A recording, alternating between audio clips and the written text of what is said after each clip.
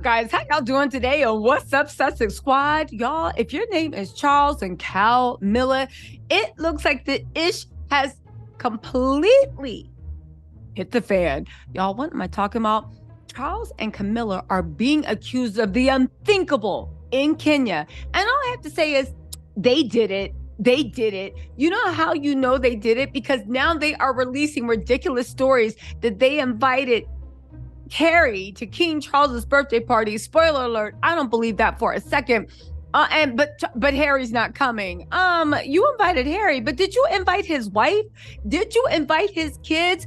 Are you still trying to make fetch happen? But even worse, it doesn't matter because you guys are sinking into such a pit of irrelevancy that even Harry showing up at your birthday party could change it. But again, you don't want Meghan there. Y'all, let's get into what went down in Kenya.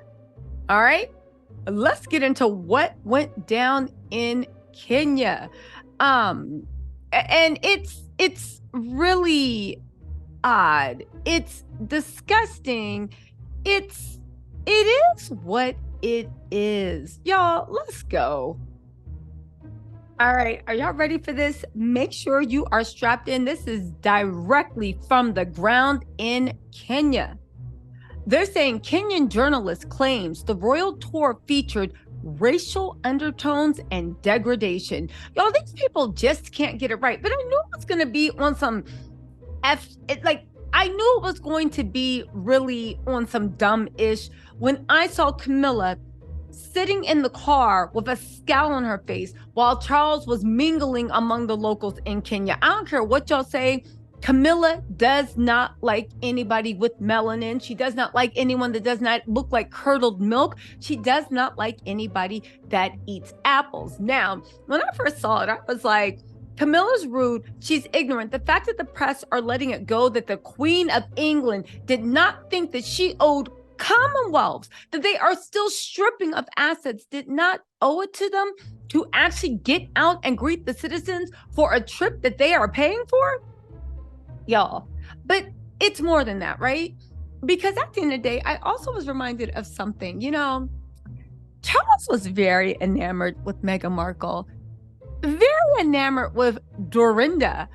Methinks that Charles likes melanated people just as much as Harry. And methinks Camilla might know that and feel insecure. And methinks it doesn't even have to be a little girl, because even when you stand side by side with a melanated woman of Camilla's age, all I'm trying to say is Camilla looks like she skips dinner and drinks sherry and does all that stuff. That's all I'm saying, right? But let's get into these very, very serious accusations that I 100% believe. Listen how disgusting these people are and why they should never do another royal tour. And I hope they don't, because it just makes them go smaller and smaller and smaller. As we know, with everything going on in the world, the colonists are out to play, and they are taking moves to take more ground while their empire shrinks. Anyway, right? Here we go. Multiple Kenyan-based journalists have raised concerns about racial undertones during the royal family visit. Those who have spoken to say they were mistreated and felt degraded in their own country. A sovereign country, so to say.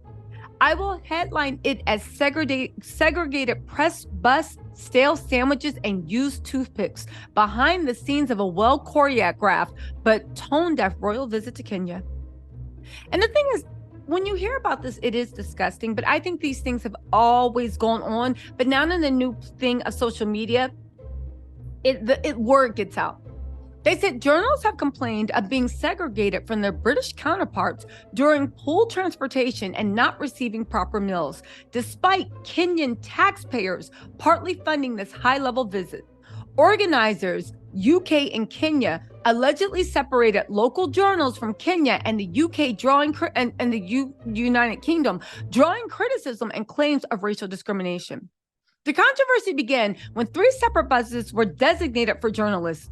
2 for royal editors, correspondents, and photographers from the UK, and another one for the Kenyan-based colleagues. This is a journalist that was actually on the ground. He said, I was amongst the accredited to cover the visit. The buses were labeled UK media and local media. This raised eyebrows as it appeared to segregate journalists based on their nationality and color. Now, why did they do that? Because I've always said the press tours are for the UK audience. They don't care how it's received. They take pictures so they can put it in the Daily Mail and whatnot.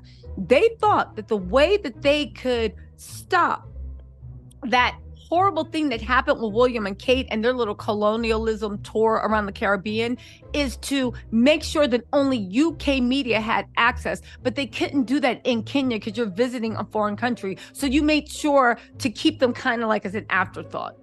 But it gets worse. The controversy. Colleagues have expressed displeasure about the unequal treatment they received. Colleagues in Nairobi woke up early in the morning and met at Radisson Blu Upper Hill for 2 days, Tuesday and Wednesday. They were arranged under Route 1 and Route 2. No breakfast, water, lunch for Kenyan-based journalists. UK and Kenya was distributing packed food.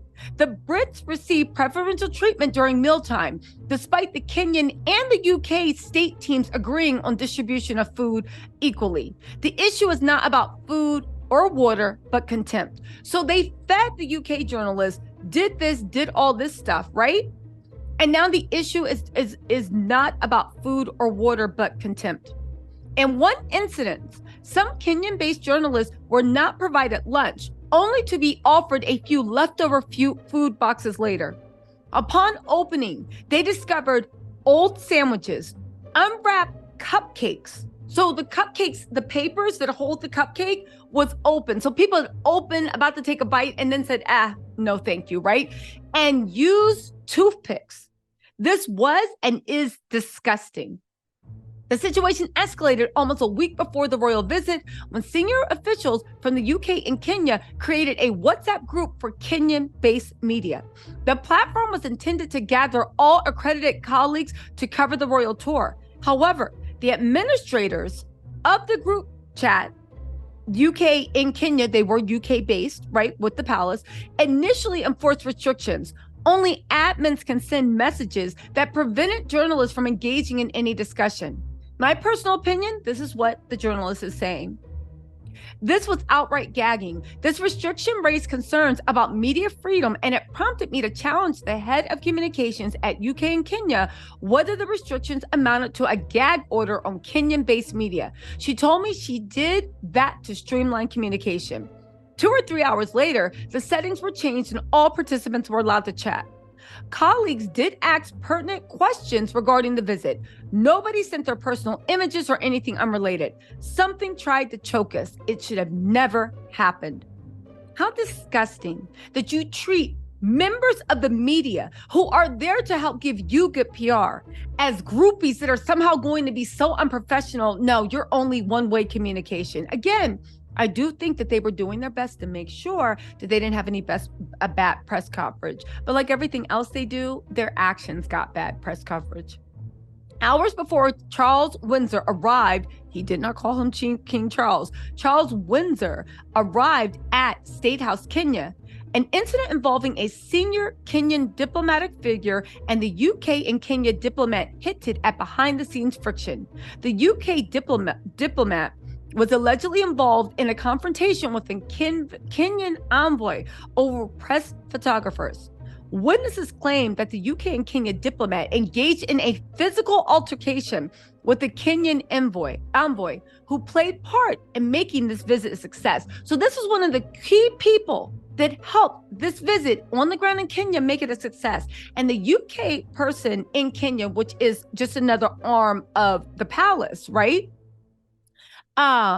Seemingly over his placement where he was standing, which she believed was obstructing coverage of the royal visit. She actually physically, and if reports can be believed, violently laid hands on this person to move them out the way, like they were a bag of trash. The envoy is a known media figure. I'm saying this because without his input, Okay. And back channel diplomacy, the visit wouldn't have happened. While details surrounding the confrontation remain somewhat unclear, this incident that disgusted many journalists and Kenyan state officials suggests that there may have been tensions and disagreements beneath the surface of the carefully orchestrated royal visit to Kenya.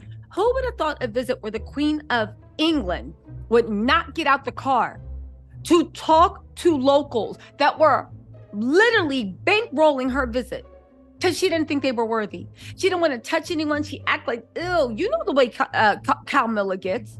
On top of that, when she went to the market, she had no cash at all and expected vendors to give them their goods for free. This is a Commonwealth nation that they are literally, at the same time, they are literally taking what is Kenya Commonwealth? I think they're still, but they're extracting sources. They're extracting resources from Kenya. You're literally pillaging the country still. You won't get out and show us the basic respect. You're sitting in the car with a mean mug. You would have never done that in the UK. You would have never done that as a sign of respect, right? And then you show up and you expect people that actually have to work for a living and that don't literally sleep their way to their top to give you their wares. Y'all, listen, how did the palace answer to this, right? They released a story about how Harry was invited to King Charles's 75th birthday, but Harry is not coming. You still use Meghan and Harry as a diversion for bad press. And it's disgusting, it's old, it's feeble, just like the Windsors, and it's just not going to work anymore. You guys, listen, they are pathetic. This is going to be a heavy royal upload day because Omet Scooby has something to say. And you know, Camilla told me, right, has some stuff to say too, but she needs to ask where Kate gets her wigs from because, baby, even Kate's wigs are an upgrade on Camilla Tominley. I'm telling you, racism and classism and elitism pulls minerals from your scalp and literally makes your hair look like that. Y'all, listen, let me know what you think in the comments. I'm disgusted, but I'm not surprised. And I'm glad that every single time the Windsors try to do something, the world literally applies pressure. Let me know what you think in the comments. I'll talk to you later. Bye.